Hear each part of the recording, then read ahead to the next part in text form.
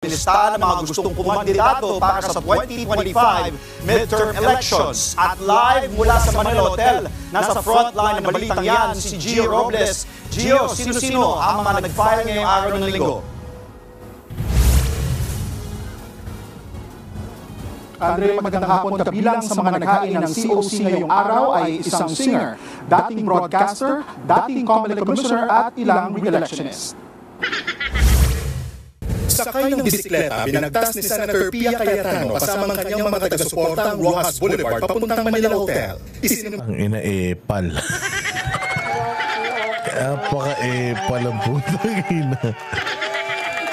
Puta ina. Okay na sana si Pia eh. Puta, nuknukan din pala ng epal to. Anak ng tinapay, nagbisikleta hanggang doon sa filing ng COC. Puta, naglakad ka sana. Nagbisikleta ka pa. Walang hiya naman talaga. Okay ni. Committed niya ang kanyang kandidatura sa pagkasenador sa ika-6 na araw ng COC filing. Kasama ni Cayetano ang kanyang kapatid na si Senator Alan at asawang si incumbent na puta ina, nagbike din ba yung dalawa? Kung hindi nagbike yung dalawa, puta, sumakay ka sana na lang sa kanila.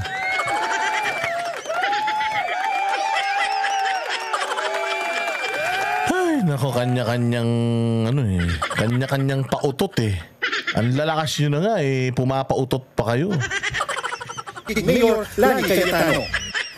Bago yan, buwan naman namang nag-file ng COC sa pagkasenador. Ito ang dapat manalo. Ito itataya ko talaga pati yung mga puti kong balbas. Kala nyo pati itong puti kong balbas, itataya ko dyan kay Jimmy Bondoc. Pucha, kailangan manalo yan.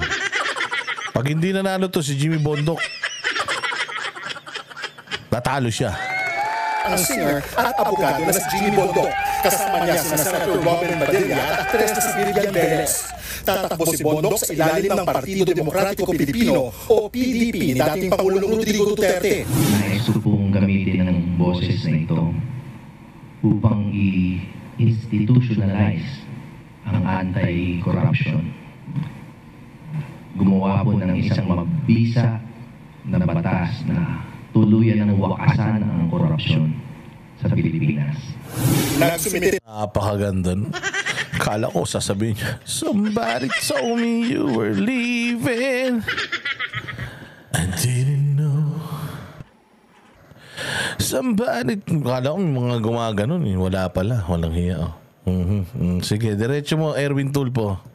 Tinari ng kandidatura ang dating broadcaster at ngayon ACT-CIS representative na si Erwin Tulfo. Kasama siya sa Senate slate ng Administrasyong Marcos. Nauna na nag-file ng kanyang COC ang kapatid ni Erwin na si Ben Tulfo na tatakbo bilang independent candidate. Kung sakaling manalo, magkakaroon ng 3 Tulfo sa Senado kasama si Senator Raffy. Nangako si Erwin na bababa siya sa pwesto kung wala siyang nagawa sa loob ng 3 taon. If I will not perform in 3 Tulul! Utangin na mo, lukuhin mo kung lelang mo. Wala kang nagawa sa kongreso eh. Di ka pa bumababa eh. Ay na 6 na taon tapos 3 taon bababa. Nek-nek mo, mambubudol talaga kayong mga administrasyon. Okay, Ma'am Sheila Q, buhay ka pa pala? Hello, Ma'am Sheila Q, how are you? Good morning. Gunggong. Tangina niyan, mga mambubudol kayo.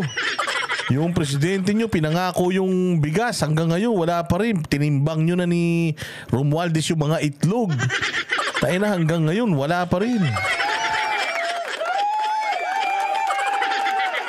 Meron pa siyang pangako na po tayo na kapag hindi siya, wala siyang ginawa sa loob ng 3 taon, tayo na sa kongreso ka, wala kang ginawa eh.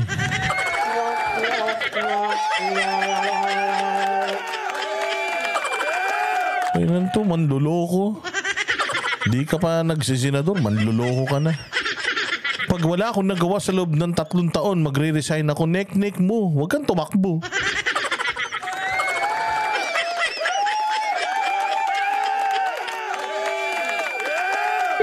From 2025, umawa ng Diyos pala rin hanggang 2028, wala po tayo nagawa, did not step down. Hindi ka po antayin hanggang another 6 years. Ulul! Wala kang isang salita eh. Duterte ka eh. Tangina. Marcos ka na ngayon eh.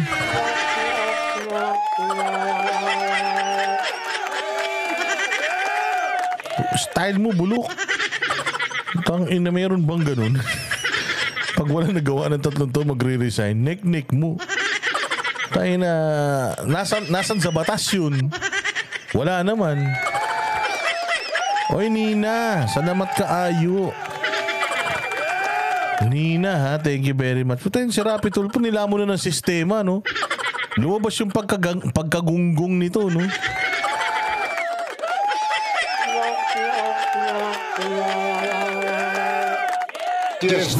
Nasa listahan na rin ng senatorial aspirants ang tribal leader na si Junbert Gugayuma, maging ang dating vice presidential candidate Wilson Ahmad, Sixto Lagare at Ernesto Arellano. Bagaman maulan, hindi na pinagtagasuporta ng ilang party list groups na nagtipon sa tapat ng Manila Hotel.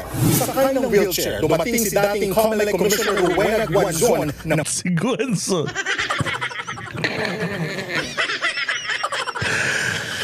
Ay, puta ina si Guanzon. Alam niyo ba kung ba't ano yan? Kung ba't naka-wheelchair yan? Kaya naka-wheelchair to si Guanzon. Ang tinatakbuhan niya, P3WD party list. Yun ang tinatakbuhan niya. Ang problema, pucha, naglalakad siya papunta dyan. Naglalakad, tapos nung nasa stage na, naka-wheelchair na. Pero one of these days, i-interviewin namin to, si Guanzon. Siyempre nga naman, ang pangit naman, pinopromote mo PWD. Tapos hindi ka magpi-PWD, di ba? Siyempre, PWD, yung anak ko, PWD yun. Yung anak ko, PWD yun. Yung bunso namin kapatid, PWD din yun. So gusto kong magkaroon ng party list talaga mga PWD na magbibigay ng tawag din ng mga magagandang panukalang batas na paborable sa mga may mga kapansanan. Okay ako dyan. may inundang sakit sa paa. Siya ang first nominee ng Komunidad ng Pamilya, Pasyente at Persons with Disabilities o P3PWD. We want to push for... Nakatayo na siya. Kanina nakaupo sa wheelchair. 5% share of persons with disability in the total budget of all local government units and national agencies, including government-owned and controlled corporations, similar to the Gender and Development Fund. Alam nyo, in fairness, magaling to si Guanzon. Kasi abogado to, tsaka dating COMELEC, COMELEC chairman yan. One of the chairman yata di ba? So credential wise okay to. Pero tingnan natin. Pero wala na may party list na tayo eh.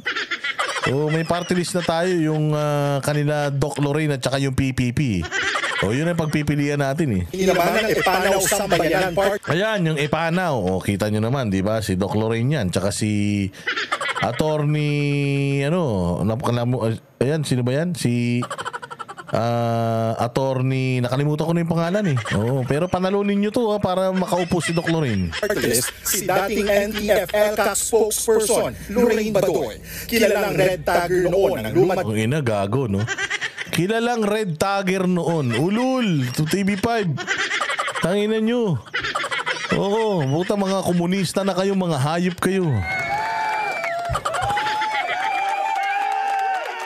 Tangina. Na-convict ba siya na red tagger? Taragis kayo. Dahil kala Doc Lorraine Badoy at sa tulong ni Pastor Apollo Kibuloy naubos sa mga komunista kaya itong tag TV5. Gigil na gigil kay Doc Lorraine Badoy. Community si Badoy. There is no disconnect. In fact, you cannot fight for the rights of the indigenous peoples without unmasking the CPP, NPA, NDF. Ito naman si Fincan. Boss Dada, 3 po yata ang pwede iboto na pa. Isa lang ang iboboto party list. Pucharagis yan. Isa lang ibobotong party list na hindi 3.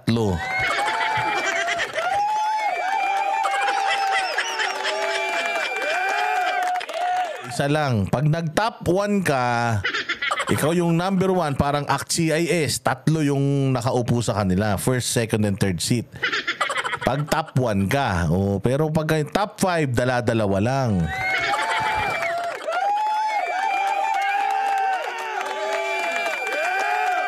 You cannot fight for our country without fighting against the CPP, NPA, and NDF.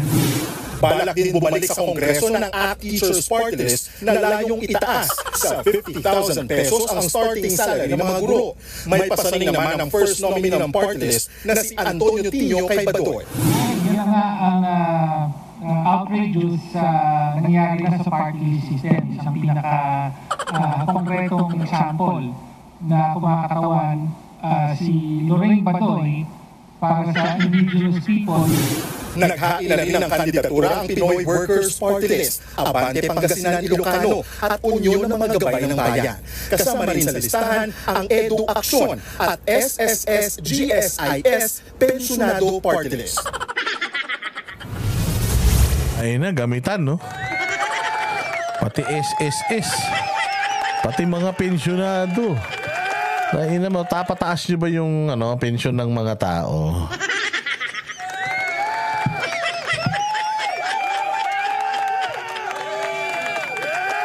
Oh yeah, by the way si Senator Coco Pimentel, mga taga Marikina. Tingnan ninyo si Senator Coco. Hindi kasi last term na ni Senator Coco Pimentel sa Senado Kaya siya po ay tatakbo na sa Marikina. Anong tatakbuhan niya sa Marikina? Yung sports center. Hindi siya doon sa sports center tatakbo. Hindi. Sa Marikina tatakbo siya congressman. Ito na. Iba't ibang personalidad at re-electionist din sa lokal na politika ang naghain ng certificates of candidacy ngayong linggo. Nasa frontline ng balitang yan si Carrie Cator. Kulang ang isang termino. Yan ang hingit ni incumbent Valenzuela Mayor Wes Gatchalian sa usaping pagpapatupad ng kanyang mga plataforma. Kaya kanina sa ilalim ng Nationalist People's Coalition, formal na siyang naghain ng kandidatura para sa kanyang ikalawang termino. Sa totoo lang para sa akin, ang 3 taon po bilang isang bagong mayor ay talagang medyo maiksi ho, no? Ang aking pangarap na ang Valenzuela City ay hindi lang ho maging kilala bilang industrial city, but maging livable city. Hopefully po, pag tayo po ay pagbigyan muli ng tiwala ng taong bayan. Pangako niyang paigtingin pa ang mga proyektong pangkalusugan, edukasyon, infrastructure at ecotourism. Pero bukod kay Wes, papasok na rin sa politika ang kanyang kapatid at negosyanteng si Kenneth Gatchalian na tatakbo ng mga kinatawag. Yan ang mga dynasty. Yan ang mga Gatchalian na yan.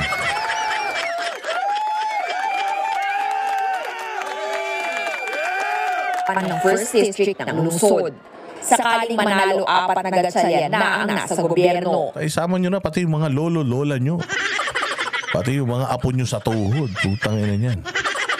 Talagang lahat. Puta, mapunta na sa inyo yung kapangyarihan.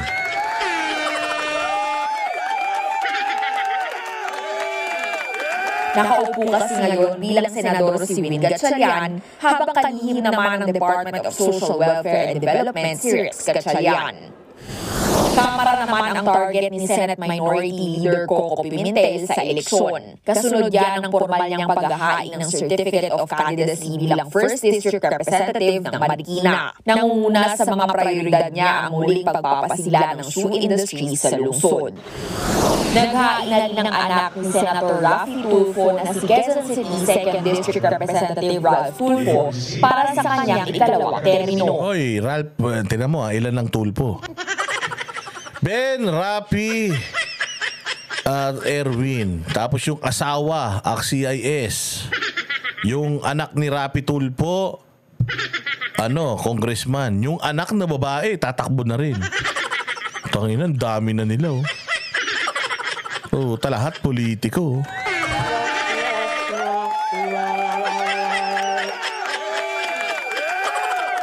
Kasama niyang naghain si Senator Raffy at ang ina na si ACT-CIS Representative Jocelyn Tulfo, gayon din si Quezon City Mayor Joy Belmonte. Naghain naman ng kandidatura bilang 6th District Representative ng Angat Bulacan ang 25 anyos na si Jad Racal. Siya ang pinakabatang tatakbong kongresista sa lalawigan. Nagtapos daw sa kursong Export at Business Management si Jad. Advokasya niya na tulungan ang mamamayan na magkaroon ng pamatagalan at trabaho.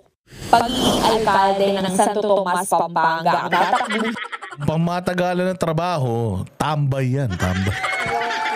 Yun ang pinakamahirap na trabaho. Yung magiging standby.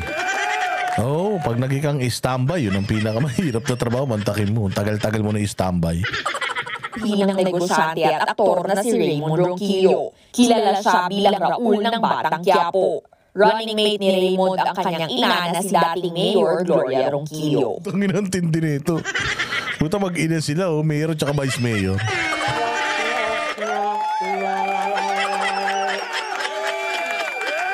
Tangin ang buhay ito. Wala na, putya ragis yan. Yain ko kayo yung nanay ko. Tumakbo kami sa Bulacan. Oy, Tita Flor, puta tumakbo tayo sa Bulacan ha. Martes, mag-file tayo COC. Putayin na niya, bahala na. Ano mangyari sa atin? Tatakbo kong mayor. Tatakbo kang vice mayor ha. Nagbabalita mula sa frontline. Pilipinas to.